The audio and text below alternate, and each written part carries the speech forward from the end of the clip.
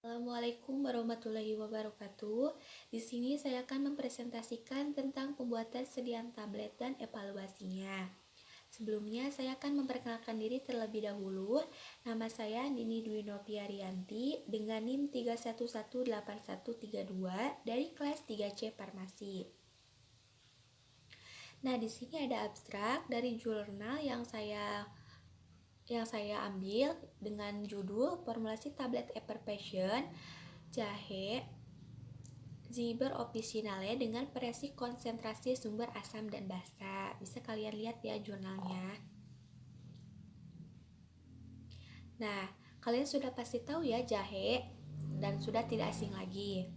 Jahe dengan nama latin Zingiber officinalis adalah salah satu bumbu dapur yang sudah lama dimanfaatkan sebagai tanaman obat. Bagian utama pada jahe yang dimanfaatkan adalah rimpangnya. Senyawa-senyawa aktif yang terdapat dan terkandung dalam jahe seperti senyawa gingerol, sagaol, dan gingerol merupakan kelompok senyawa fenolik. Kadar total senyawa fenolik air jahe segar yaitu 4,77 mg per gram. Nah, menurut Prihatini, sari jahe atau Zingiber officinale memiliki aktivitas sebagai antioksidan dan manfaat lain dari jahe yaitu mengurangi mual dan muntah selama kehamilan trimester pertama dan dapat juga mengurangi nyeri otot pada atlet, sebagai antimikroba pada Staphylococcus aureus, Escherichia coli, Candida albicans, dan juga sebagai imunomodulator. Nah, tablet Hyperpassion mengandung asam dan karbonat atau bikarbonat yang bereaksi dengan cepat dan pada penambahan air dengan melepaskan gas karbon dioksida.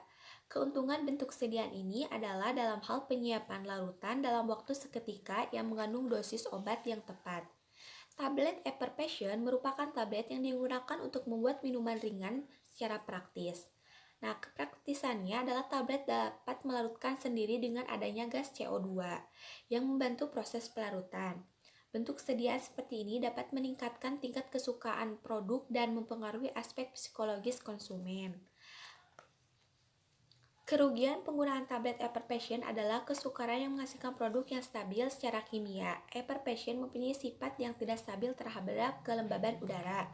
Hal ini dapat dipengaruhi oleh unsur pembentuk yang terdiri dari natrium bikarbonat dan asam organik yang menghasilkan garam, natrium CO2, serta air. Oleh karena itu, produk ini harus dijaga dari kelembaban udara yang tinggi, yaitu dengan cara pengemasan yang baik.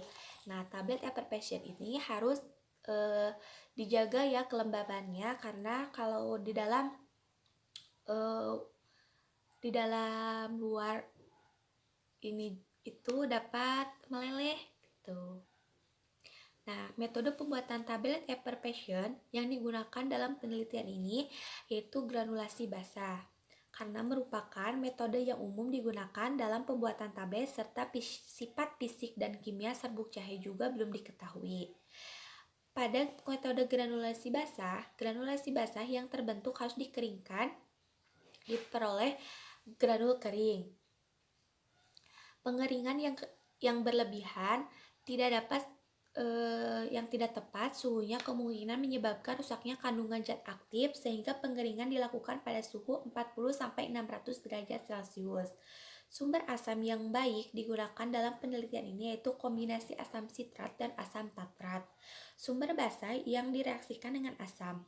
Natrium bikarbonat merupakan bagian terbesar sumber karbonat dengan kelarutan yang besar dalam air, free flowing dan non higroskopik. Nah, di sini ada metode penelitian ya. Di sini ada alat dan bahan. Alat yang digunakan itu ada juicer, nerasi analitik, talang aluminium, ayakan mesh 12 dan 16, blender, oven vakum, fibrillator tester, moisture gel analyzer, stopwatch, tablet hardness tester, dan yang lainnya ya, bisa dibaca. Bahan yang digunakan yaitu rimpang jahe putih besar atau jahe, air suling, asam sitrat, asam tatrat, natrium bikarbonat, sukrosa, polivinilfirolidon, sakarin, natrium benzoat, alkohol, dan maldextrin. Nah, di sini ada metode penelitiannya. Yang pertama itu ada identifikasi tanaman jahe. Sebelum diproses lebih lanjut, tanaman jahe itu diidentifikasi terlebih dahulu supaya supaya bagus ya. Kedua, pembuatan serbuk jahe. Ketiga, ada pengujian kadar air serbuk jahe. Keempat, ada rancangan formula tablet Effervescent. Kelima, ada evaluasi musuh fisik granul. Nah, di sini ada pengujian kandungan lembab granul, kompresibilitas, uji waktu alir, dan sudut diam. Ada juga evaluasi mutu fisik tablet. Nah, di sini ada poin-poinnya ya. Ada uji keseragaman bobot, uji kekerasan tablet, uji kerapuhan, ada juga uji waktu larut. Nah, selanjutnya ada penentuan konsentrasi sumber asam dan basa sediaan tablet Effervescent yang memenuhi mutu fisik tablet yang optimal. Dan yang terakhir ada analisis data. Nah, di sini ada hasil penelitiannya ya. Yang pertama ada hasil identifikasi tanaman. Nah, tanaman yang digunakan dalam penelitian ini adalah benar jahe gajah atau Zingiber officinaleros. Familinya adalah Jaceae. Nah, hasil pembuatan serbuk jahe, sari jahe diendapkan untuk memisahkan sari dengan pati dan disaring. Filtrat yang diperoleh sebesar 990 gram. Lalu ditambahkan maltodextrin sebesar 110 gram. Kemudian sari jahe dikeringkan hingga diperoleh serbuk jahe sebesar 1602,08 gram. Rendemen yang diperoleh yaitu 16,37%. Nah, hasil pengujian kadar air serbuk jahe berdasarkan hasil pengujian kadar air serbuk jahe di mana berat awal serbuk jahe adalah 5,00 gram dan berat akhir 4,48 gram sehingga diperoleh kadar air serbuk jahe seberat 3,2%.